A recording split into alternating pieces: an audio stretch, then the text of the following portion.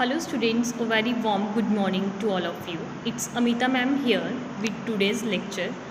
So students, जैसा कि बेटा हमने लास्ट लेक्चर में motivation and theories of motivation को स्टार्ट किया था, आज के लेक्चर में बेटा हम रिमेनिंग थ्योरीज ऑफ मोटिवेशन को डिस्कस करेंगे। जैसे मैंने आपको कल बताया था कि मोटिवेशन होता क्या है, तो अगर हम सिंपल वर्ड्स में नटशेल में मोटिवेशन को डिफ़ाइन करें तो हम ये बोल सकते हैं, कोई भी मूविंग फोर्स जब हम किसी भी एक्शन के बिहाइंड यूज़ करते हैं उसको हम क्या डिफ़ाइन करते हैं, एज अ मोटिवेशन। फिर हमने बेटा कल फर्स्ट थ्योरी ऑफ मोटिवेशन को डिस्कस किया था, दैट इज़ इंस्टिंक्ट थ्योरी। और वो थ्योरी किस पे बेस्ड थी, हमारी इनर बिहेवियर पे या फिर हमारी इनर अजम्पशंस पे। नाउ आज के लेक्चर में बेटा हम सेकेंड थ्योरी को डिस्कस करेंगे। सेकेंड थ्योरी है आपकी नीड थ्योरी। अगर हम नीड थ्योरी की बात करें तो ये theory by the heading define हो रही है कि बेसिकली इसमें इंडिविजुअल पर्सन किसके लिए वर्कआउट करता है, किसके लिए मोटिवेट करता है, खुद की नीड के लिए। This theory states that the inborn biological and psychological need of individual are the motivators of a behaviour pattern. इन्होंने बोला है कि ये थ्योरी क्या स्टेट करती है, जो हमारी इनबॉर्न बायोलॉजिकल और साइकोलॉजिकल नीड होती है किसी भी इंडिविजुअल पर्सन की, वो हमारे बिहेवियर पैटर्न को क्या करती है, मोटिवेट करती है। Strength to this theory of motivation has been given by a psychologist Henry Murray. और जो स्ट्रेंथ है इस थ्योरी की, बेसिकली वो किस साइकोलॉजिस्ट ने दी है, हमें हेनरी म्यूरे ने, जिसने एम्फोसाइज किया a variety of human needs पे। जिसने बोला है कि एक ह्यूमन बीइंग को या एक इंडिविजुअल पर्सन को अ वैरायटी ऑफ थिंग्स की नीड पड़ती है जो उनके बिहेवियर को क्या करते हैं, इन्फ्लुएंस करती है।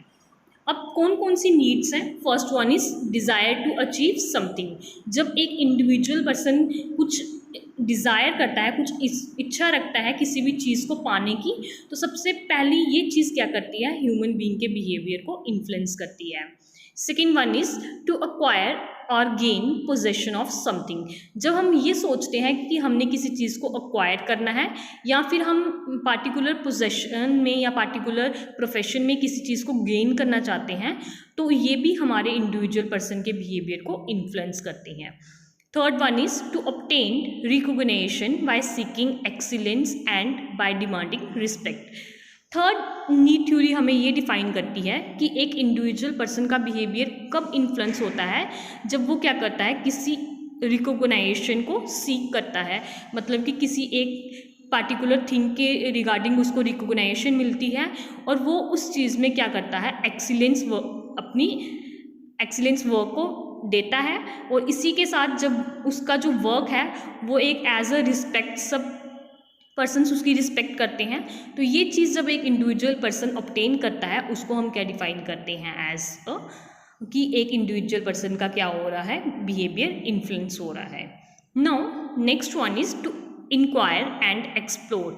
जब हम क्या करना चाहते हैं, किसी चीज़ के बारे में इंक्वायरी इकट्ठी करना चाहते हैं, मतलब कि आप ये बोल सकते हो किसी चीज़ के बारे में आप डिस्कशन करके कुछ चीज़ें इकट्ठी कर रहे हो और किसी चीज़ को एक्सप्लोर कर रहे हो, खोज रहे हो, किसी चीज़ के बारे में सर्च कर रहे हो। Next one is to play and.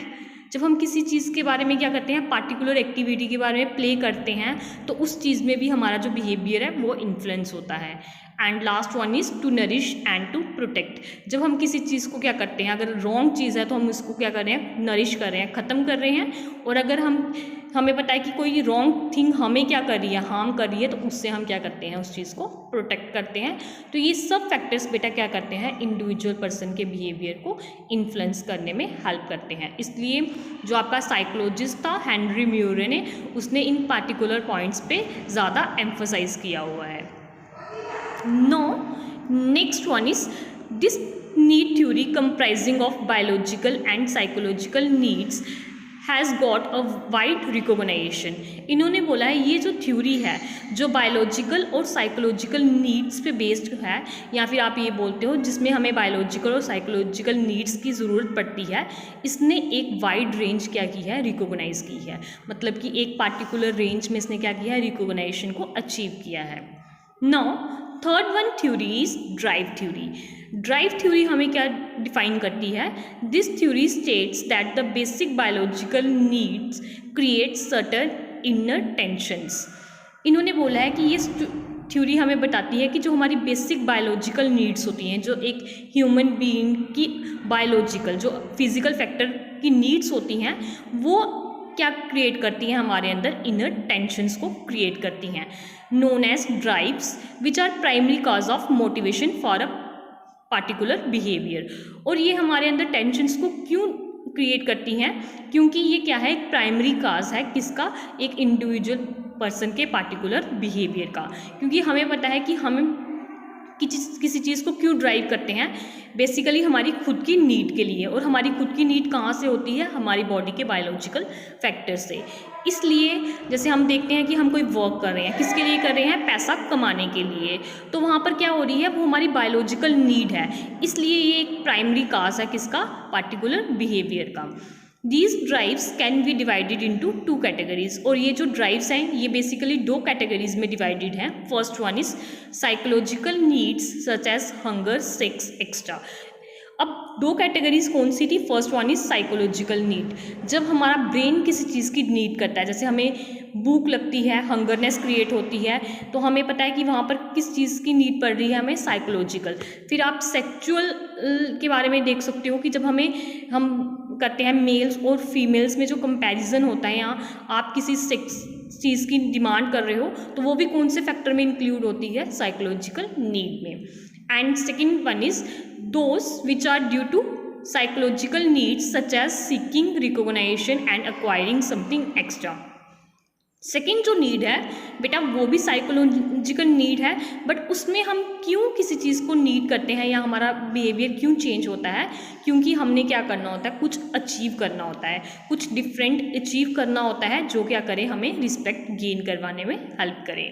तो दोनों ही फैक्टर्स में साइकोलॉजिकल नीड है, एक में हम खुद की नीड्स के लिए जैसे कुछ खुद के फैक्टर्स के लिए करते हैं, और सेकेंड हम कुछ अचीव करना चाहते हैं। Now next one theory is incentive theory. अगर हम इंसेंटिव थ्योरी की बात करें बेटा, तो ये थ्योरी किस पे बेस्ड है? Based on the reasons that external incentive such as monetary rewards, awards and promotion extra. Basically इस थ्योरी की हमें क्यों नीड पड़ती है? क्योंकि एक इंडिविजुअल पर्सन क्या करता है?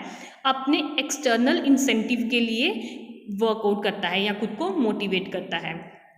और वो कौन से इंसेंटिव्स होते हैं एक्सटर्नल? जैसे हमारा मोनेटरी रिवार्ड्स, जैसे आपको पता है कि आप किसी चीज़ एक्टिविटी में पार्ट कर रहे हो और लास्ट में आपको क्या मिल रहा है? मनी रिलेटेड अवार्ड मिलना है, तो आप उसके लिए क्या करते हो? खुद को मोटिवेट करते हो। या फिर अवार्ड्स हो गए, या फिर आप कोई वर्क कर रहे हो, कोई जॉब कर रहे हो, जॉब में आपको प्रमोशन मिलनी है, तो इसलिए आप क्या कर रहे हो? खुद को मोटिवेट कर रहे हो। Motivate people to act in a certain direction. और ये क्या करती है थ्योरी? ये थ्योरी मोटिवेट करती है पर्सन्स को, इंडिविजुअल्स को, कि वो एक पार्टिकुलर डायरेक्शन की तरफ क्या करें? मोटिवेट हों या उसके रिगार्डिंग वर्क को परफॉर्म करें। However this theory fails in some cases. But ये जो थ्योरी है आपके इंसेंटिव, ये कुछ आप केसेस में क्या होती है? फेल हो जाती है। उसके कुछ रीजंस हैं। When the reward and award extra can not motivate people unless they are associated with some other force. जब एक इंडिविजुअल पर्सन किस चीज़ों से मोटिवेट नहीं हो रहा होता है? अवार्ड या रिवार्ड से, क्योंकि वो किसी और थिंग्स के साथ क्या होती हैं? एसोसिएट होती हैं।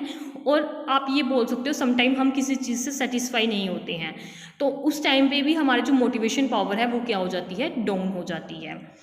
वहाँ पर हमारी ये थ्योरी क्या हो जाती है? फेल हो जाती है। Many people do things without expecting any such reward और अवार्ड।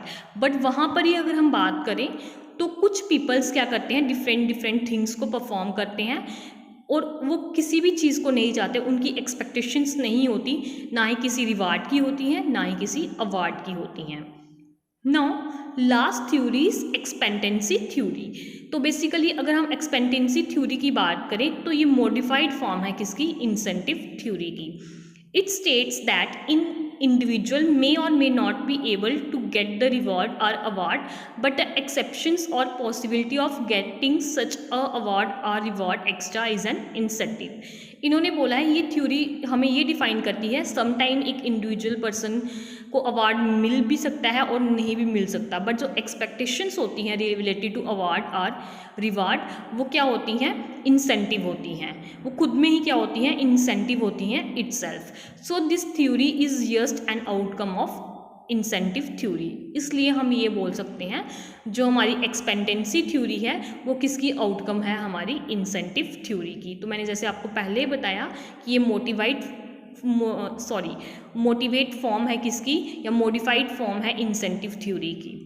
नो बेटा, आज के लेक्चर के साथ हमारी थ्योरीज ऑफ मोटिवेशन कंप्लीट होते हैं। Thank you, have a nice day.